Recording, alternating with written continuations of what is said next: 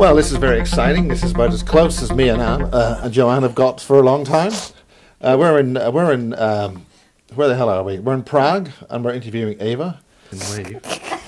Yes, we're all enjoying ourselves here in Prague.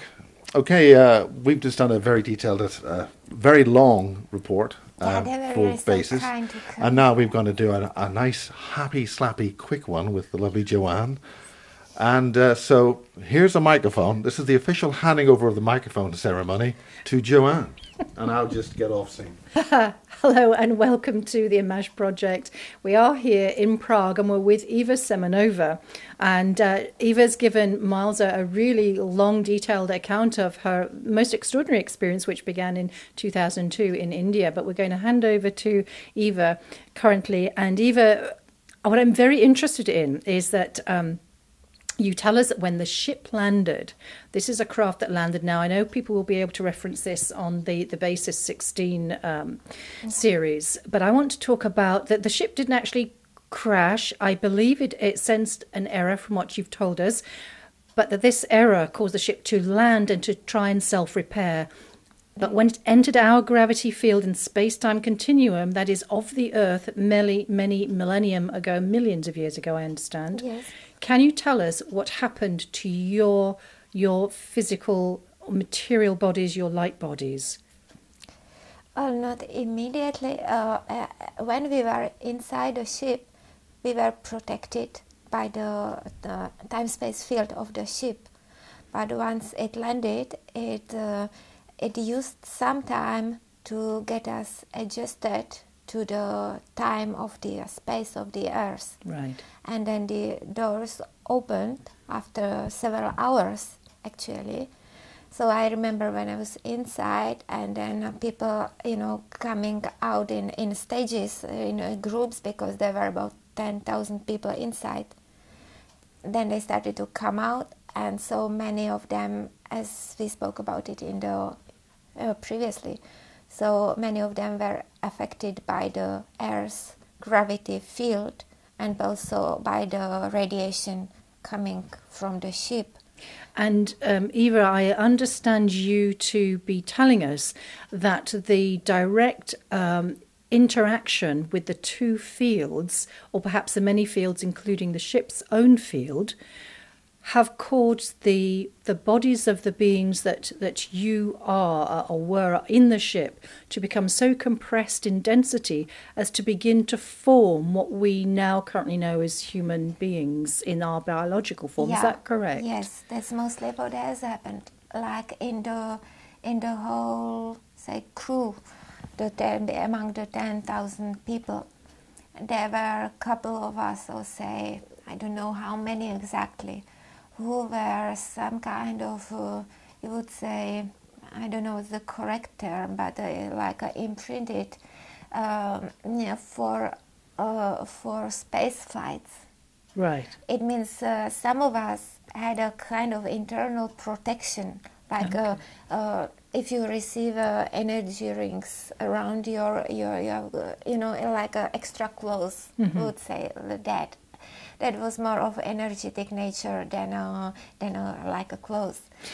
So those few who survived were probably those who were protected from the challenge of the atmospheric pressure and from the gravity.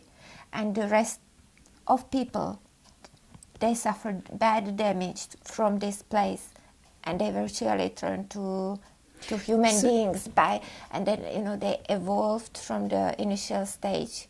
Would you know, Eva, where you would have come from? Because I understand also that you yourself have very strong recollections of being one of those people on the ship. Yeah, I just realized. Yeah. Yes, which is amazing to have somebody remembering that exact event, which must have been many millions of years ago. Do you have any remembrance from where you came, the home base or planet or system? You see, I have had we all have had like a star map in our memory, in our minds. So I have a recollection of like that star map, and the place where we came from is actually beyond visible spectrum of universe from Earth at the moment. So it's a really bit like far away. So I could say it's thousands of light years away in certain direction. So we wouldn't perhaps have a name for where you would have come from at this point, even at this point in time. Okay. I may suspect that now as one of these like good the new telescopes. Okay. May certainly be able to see in the direction.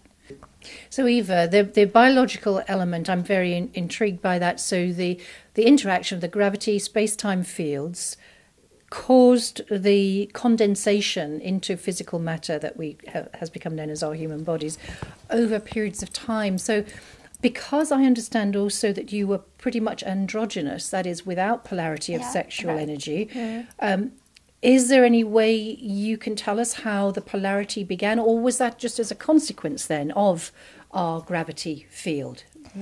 It was a consequence in a difficult biological process. Okay. That's when they at the beginning they were still those first people. They were kind of very misshaped. Yes. They also suffered amnesia. They suffered loss of identity that had to be completely horrid, drastic for them, because from that advanced state, they changed to these very ill and damaged creatures. And do you remember how your form became condensed? No, that time I'm still who am I. I'm still who am I, and I'm not sure that in the course of this interview we can probably get to me or how am I here. But the point is, I'm still who am I. I'm interacting with this human space-time. Yes. So this is a human body, and me, I'm still me. Mm-hmm. And it's simply that way. So these people, they started to adapt. They started to adjust, heal. Right. And they evolved unique character, human features as such, human organisms. Do you have any sense or idea of a time frame, Eva, that this would have taken place over? Would, to get to a point where the physical body was functional and, let's say, healthy, so it could progress and then begin to procreate, so it could become, populate? It happened the procreation phase that happened much later. Mm-hmm. Actually, in all the first time, they had let's say for thousands and thousands of years, they were still a very small number, and then they were long. Those who survived, they recovered quite well, but they were struggling for energy, right? Because the local plants. They could eat in small quanta, but they were not really used to them, mm-hmm. and they were not providing them with much energy. Okay. So basically, the group which would count like a few merely like 2,000-3,000 of people on Earth, the group was really kind of starving. Right. So most of the 10,000 people that were on the craft, would they have expired? They would have lost their... Mm-hmm. Some of them basically died, and the survivors, what it forced them was actually to eat the remains of the deceased people, which was not understood as a sort of cannibalism. It was simply understood as preserving the biological information, because for them they were the sacred. Were the ancestors. That's very interesting, because those beings, in ingesting the remnants, were they still very light-bodied beings then, or had they come down? They were already fleshy. They were already flesh. And then there were two groups of us, basically these fleshy human ancestors. And those who survived completely, as we were. Okay. So at the first time, both lived besides each other. How did the ones with the light bodies, the original ones, how did they survive on the Earth atmosphere? They did not have a problem of survival, because I mean for a long time there was not such a problem of survival, because we still could absorb the energy from the environment. We would not eat. So it was just would not eat. A few that went into the compressed state, which caused a biology to begin to form, such as we know. Of them, yeah. And then a group that did not go through that compression. No, Is that small correct? group, yes, so they did not That's go correct. through that process. Okay, so they would have had that protection that you were talking about earlier. Yeah. Okay, so would they have been able to oversee some kind of plan to help the others survive and create some sort of community? Was that how things developed? Well, they each had, it was the interaction was difficult, because we have tried to help the humanized people, Yes. because they were in bad shape, physically, mentally. And they could not understand actually that they belong to us. Right. They thought that we are. It's quite an interesting metaphor, actually, also for really what's happening in life now. That we talk about of being of the light and the information of the light and the good or the godness in us, and often we don't see a relationship between that and our humanity. So that's quite interesting too. That even back in our sort of pre-history, that maybe that was the same scenario. It just happened at the beginning, and also a transition from the understanding we had of each other, like the telepathic communication, Right. and the point when these humanized beings, when they started to speak, they thought first they actually started a kind of like a moan, because they were in pain. Right. So they started. So the initial sounds from a human body was a moan of pain. They were crying. Yeah, crying in pain. They were crying a lot, and they were moaning, and then they started to formulate a speech completely on their own mental level, because it was the way to communicate among them. We would never talk to each other that way, but there was no need to talk to us that way. Eva, I know we have just very little time, and what you have so much to tell us. So, and excuse me, everybody, that we can't do as much for this little AMMACH insert. But coming back to sort of time where we are now, from your time, just a very short sort of summing up. How do you think that this new, this experience, which was new in 2002, and has affected your life up until now, sort of 11 years now? We're in 2012, actually, not 13. How do you think that this knowledge has changed you, or perhaps impacted you? I think on many levels, profoundly. And more than I can express in the short time. It's actually. If you could give one statement which would say, it's changed my awareness in one way, or how I live, or my wellness. You've got 10 seconds.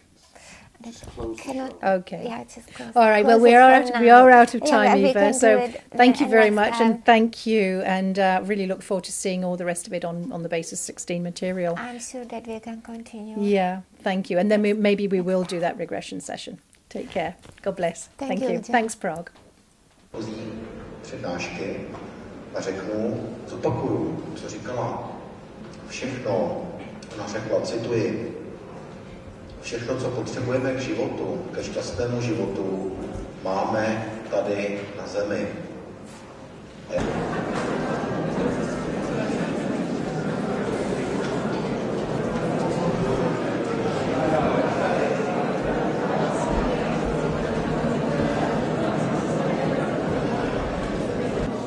Kontaktéry.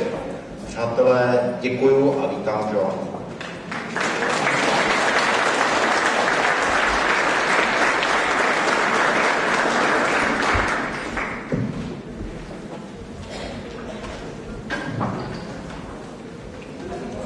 So, ahoy.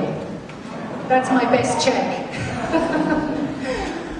Okay, so hoping that the Czech is really perfect as well, because I think it's Simona who did it, so thank you, Simona. I hope it's nothing too rude.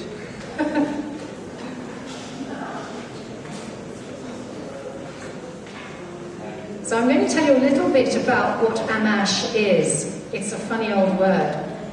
But I'd just like to thank all the organisers here first, because, you know, it really does take a lot of effort and energy to do this. And I'm sure that they've all lost a bit of weight since. So well done to Igor, Karel, Simona, and everybody else. Wow, what a fantastic job. I hope you all agree. Thank you. Let's give a round of applause. That'd be lovely.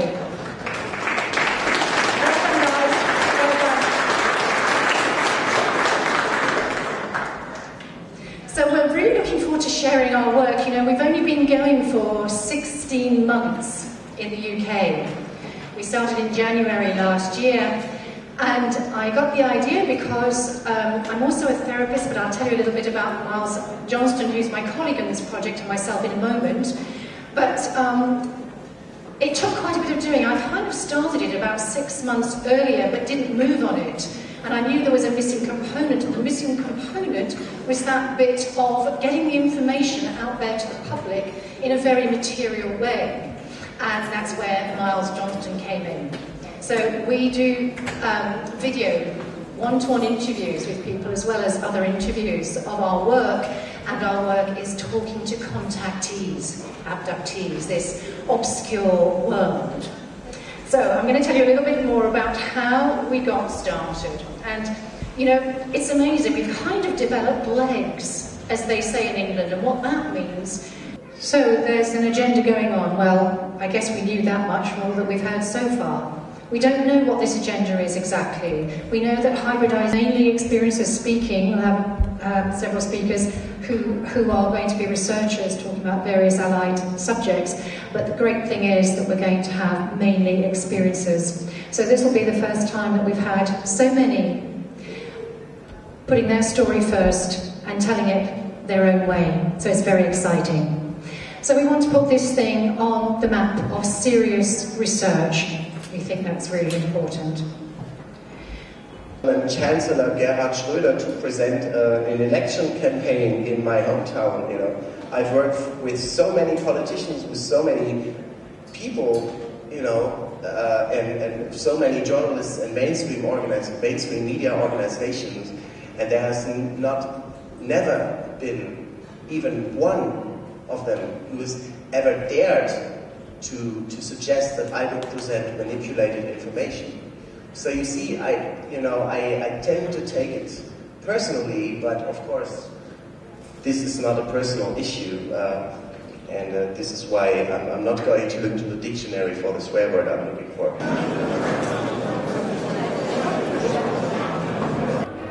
Hello and welcome to the AMMACH Report. We're here in the Czech Republic, in fact in Prague, and I've just given a talk about AMMACH and the Searle effect generator and John Searle to the public here. Now we just want to get a little bit of feedback about the conference, how it's gone. We've had a fantastic audience here, and we've had Michael Sulla, we've had Robert Fleischner, we've had, I can't say his surname, Robert from Poland. Sorry, Robert from Poland. And we're about to listen to Francisco from Exopolitics Portugal. But before that starts, I just want to introduce you to Colin Wolford. Colin, come and tell us how you're finding the conference. Oh, it's great. It's great to be here. I've been to the Amsterdam last year for the Secret Space Conference. So this is another part of the Exopolitics event, and they've done a great job here. I mean, they've got brilliant translators that are translating from Czech into English and vice versa. I must say, I think the translation bit has been really important. We've all had our independent headphones, and we've just been able to switch through channels to the different language. But Colin, you're also a researcher, so tell us a little bit about you. Yeah, well, I've been studying this for about 22 years, and obviously been following Miles' work for a long time, his Basis series, and of course now I know you and your work as well. So it's just great to sort of follow, you know, how it's all progressing and how you know, the rest of the world are seeing it all, because that information's all out there. It's on YouTube. People can watch it for free, and it's just generating a lot of interest all around, basically. So. Is there any one presentation so far that you found contributed more than others, or that was more important? And you don't have to say ours. I very much enjoyed yours, Miss Summerscales. That was great. So, but no, I really enjoyed Robert, the Polish guy, who had some extraordinary photos, images, and stuff of some very, very interesting things. And to hear from the Polish side of view is very, very interesting. But in general, I think we've got the guy from Portugal coming up next to do a talk. But everything's been like really wonderful. I mean, it just shows you how much is going on. I mean, we just had the German speaker who was very, very good as well, and and how that's, you know, kind of suppressed in Germany and everything. But it's just great. There is a huge interest there. I mean, there is people are crying out to go to these sort of conferences, and you know, it's just when you hold something back for such a long time, you're going to get that sort of reaction where people just, you know, they'll I think even the conference organisers were a bit surprised at the great turnout. There's been absolutely enormous. Anyway, we're about to start with Francesco's report from Portugal, Exopolitics there. So we're going to leave you for now and speak to you a bit later. Joanne in Prague at the Czech Exopolitics conference. Bye.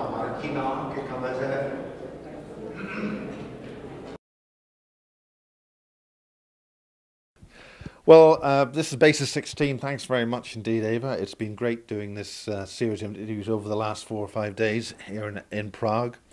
There's an awful lot of important material that we've covered here. It's very intense material, and it requires fine listening and a lot of attention. And we're also very grateful to Barry King, who brought this to light. He's a great researcher. Maybe we'll be able to interview him again sometime to bring us up to date with really what was going on in those camps and all this material that was going on during World War II, where it's now very clear that the British military and the Allies were dealing with extraterrestrial biological entities well before the so-called Roswell incident, and certainly during the war. And with the evolution of genetic engineering starting in those camps and perhaps going on to this day in Wales and in the bases in Berkshire and Dulcie and the Super Soldier program, we've got an awful lot of questions which require answering from our governmental sources, who are, I think, out of control and required to get their act together and give us this information in a plain, simple and straightforward manner that we can understand, and stop messing around. Humanity will not tolerate it, I suspect, regardless of what office or level that you may hide yourself in behind your office desks, wherever that may be. Okay, Basis 16, a lot of information. Good day from Prague.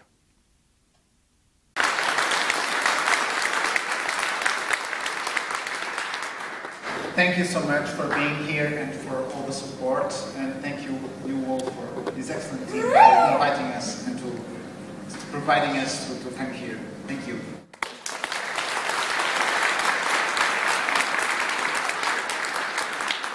Thank everybody as well for your generosity in hearing us. It's not always easy to hear what we have to say, and as usual I'm taking a little bit longer. And I just want to say I've just become an auntie to Kristika down here, so hi Kristika. And also we're going to look forward to a new relationship with Czech Exopolitics team. So AMMACH and the Czech people are going to be sharing information, and I hope you'll be hearing from us an awful lot more. So we're going to get onto the international scene working with Michael Sala and Francisco in Portugal, and hopefully a lot more, so watch this space. Thank you.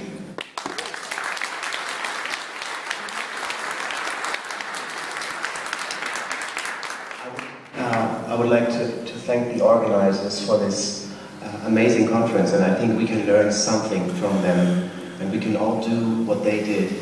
Let us be the change that we want to see in the world. Thank you.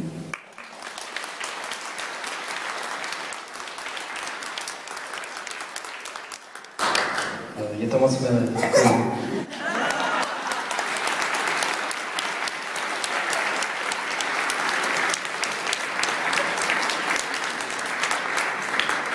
Thank you very much once more.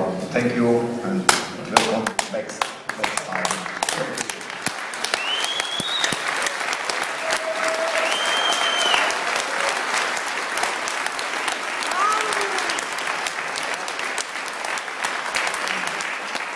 adjusted to the time of the space of the Earth. Right. And then the doors opened after several hours, actually. So I remember when I was inside, and then people, coming out in stages, in groups, because there were about 10,000 people inside.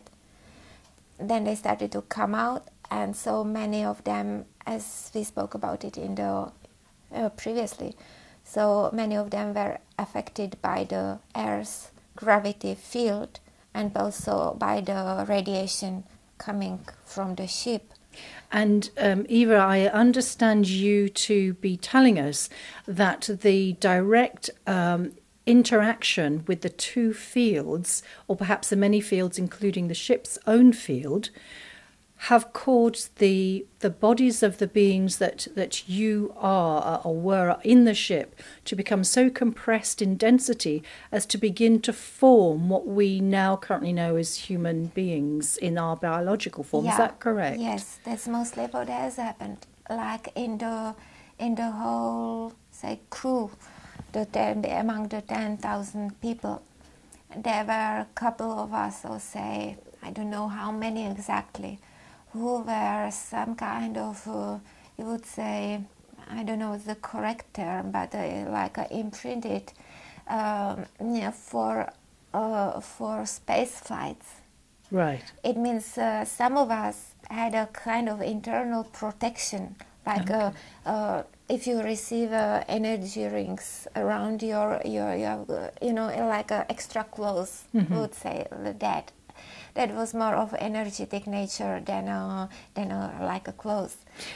So those few who survived were probably those who were protected from the challenge of the atmospheric pressure and from the gravity. And the rest of people, they suffered bad damage from this place, and they were surely turned to human beings and then they evolved from the initial stage. Would you know, Eva, where you would have come from? Because I understand also that you yourself have very strong recollections of being one of those people on the ship. Yeah, I just realized. Yeah. Yes, which is amazing to have somebody remembering that exact event, which must have been many millions of years ago.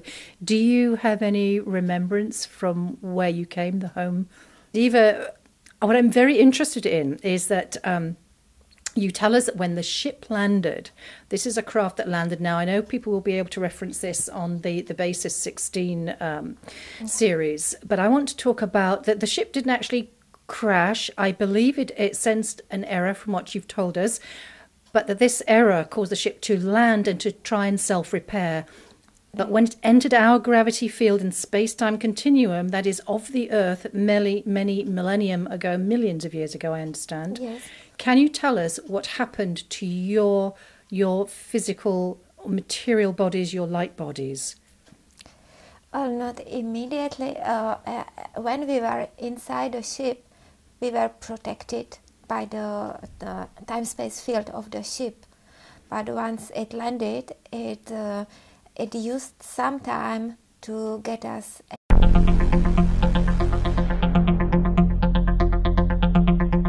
Well, this is very exciting. This is about as close as me and Joanne have got for a long time.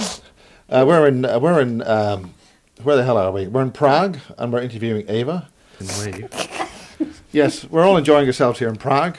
Okay, we've just done a very detailed, very long report. Full basis, and now we're going to do a nice, happy, slappy, quick one with the lovely Joanne. And so here's a microphone. This is the official handing over of the microphone ceremony to Joanne, and I'll just get off scene. Hello and welcome to the AMMACH Project. We are here in Prague and we're with Eva Zemnanova. And Eva's given Miles a really long, detailed account of her most extraordinary experience, which began in 2002 in India. But we're going to hand over to Eva currently. And